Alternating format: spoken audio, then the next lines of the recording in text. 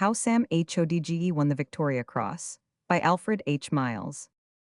Just a simple little story I've a fancy for inditing. It shows the funny quarters in which chivalry may lodge, a story about Africa, and Englishmen and fighting, and an unromantic hero by the name of Samuel Hodge. Samuel Hodge. The words in question never previously filled a conspicuous place in fiction or the chronicles of fame, and the blood and culture critics, or the Rosa and Matilda school of novelists would shudder at the mention of the name. It was up the Gambia River, and of that unpleasant station, it is chiefly in connection with the fever that we hear. That my hero with the vulgar and prosaic appellation was a private, and a sturdy pioneer.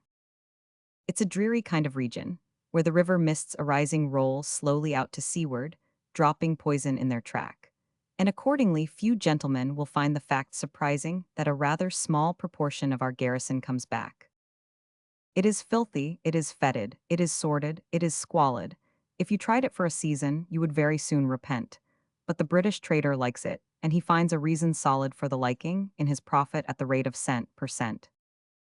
And to guard the British traders, gallant men and merry yunkers in their coats of blue and scarlet still are stationed at the post, whilst the migratory natives, who are known as tillibunkas, grub up and down for ground nuts and chaffer on the coast.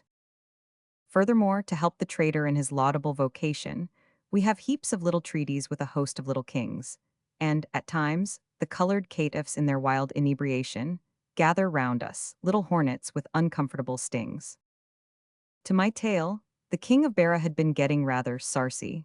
In fact, for such an insect, he was coming it too strong, so we sent a small detachment. It was led by Colonel 500 Arcy, to drive him from his capital of Tubeb Kalong.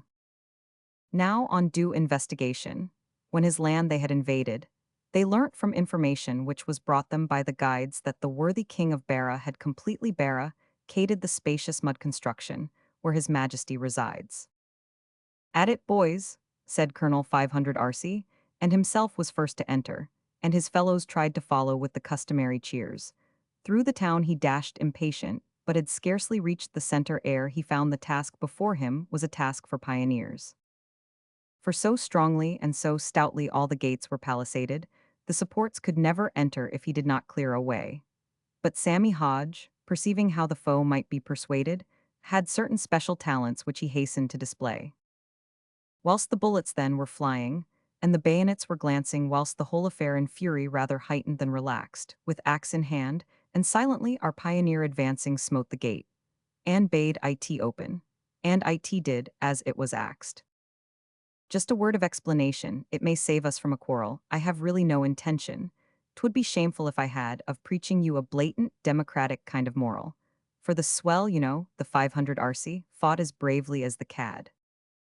Yet I own that sometimes thinking how a courteous decoration may be won by shabby service or disreputable dodge, I regard with more than pleasure, with a sense of consolation, the Victoria Cross, for valor, on the breast of Sammy Hodge.